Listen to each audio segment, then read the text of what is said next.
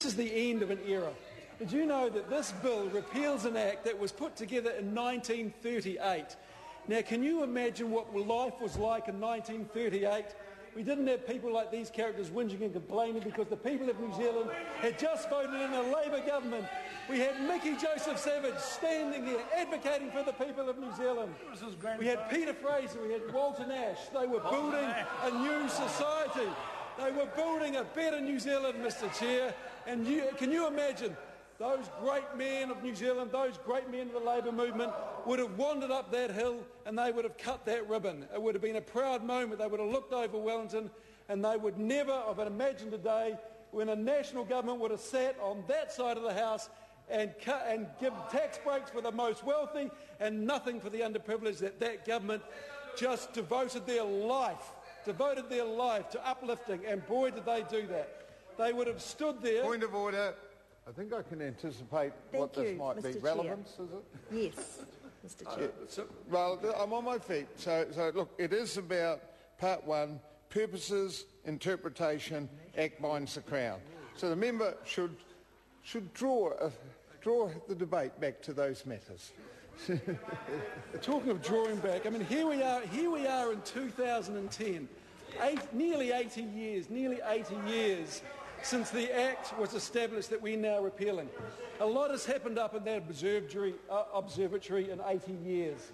Can you imagine looking down there? Can you imagine the day, the first day that man walked on the moon in 1969? They would have gathered at that observatory and they would have celebrated a milestone. The milestones that have occurred in Wellington since that observatory has been around have been numerous, and I can imagine the vision that these men and women of the Labour movement had in mind when they opened this. It would have been world leading, and now here we are repealing that. But I'm not against that, because this is one of those unusual bills where everyone's in agreement and everyone's going to win. The people of Wellington are going to win, Mr. Chair, because now the young men and women of Wellington, and probably from all around New Zealand, can go to this icon on the hill and they can look at it and they can understand science. They can see where science developed and started, and they too can develop a passion for science. And maybe they can come into this House, and with that passion for science they've developed early on, they will ratchet up the R&D spend and move this country forward, Mr. Chair. That's what I'm hoping, and that's what I'm sure will happen. Tourism is also another one of our great money earners, and this will be great for tourism in Wellington, Mr. Chair. I did hear on the news tonight that Wellington was voted by people as the best place to go in winter. Well, obviously they haven't been to Napier, because at the moment in Napier it's very fine. People are outside in T-shirts drinking wine, and it's pouring down with rain out here. How can you vote Wellington as the best place to go in winter if you've ever been to Napier? It's beyond me. But with regard to this observatory, one of the other things I like about this Act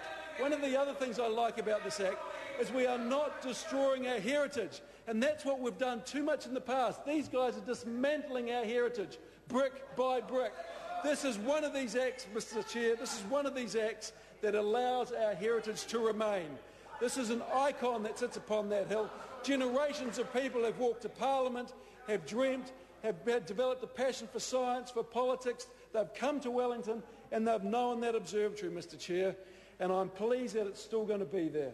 It is a wonderful asset to the people of Wellington. It's a great asset to New Zealand. But the thing is we're not losing, because as my colleague Moana Maki talked about last night, there is now a national observatory in Whakatane, believe it or not. Of all places, there is a national observatory in Whakatane. And so we can still study the stars, because of course we're in a very unique position here, because there's very little pollution in our night skies. Well, there wasn't until these guys want to do whatever they want to do. I don't know, Mr. Chair, but this is one of those great pieces of it. My colleague Grant Robinson is wrapped with this. Of course, Grant Robinson is the Member of Parliament for Wellington Central, and he is wrapped with this because this just adds to the cultural heritage of the city. And Grant, being the associate, or I think he might even be the spokesperson for arts, culture and heritage, just adds another jewel to his portfolio crown. That is why this is another fantastic piece of legislation. Well, not a fantastic piece of legislation, that's why it allows this tourism venture to remain. Kelvin Davis, my other colleague, who is the spokesperson for tourism. Who's the spokesperson for tourism on this side? I can't remember. Must be Aaron Gilmore. Kelvin Davis knows the value of this because, again, from a tourism perspective, it just adds one more jewel into the crown of New Zealand tourism. When people come to Wellington, they can go to Te Papa, they can come to Parliament and have a tour around here. They can see the photos of the great people of New Zealand politics, like Fraser, like Savage, like Nash, like Clark.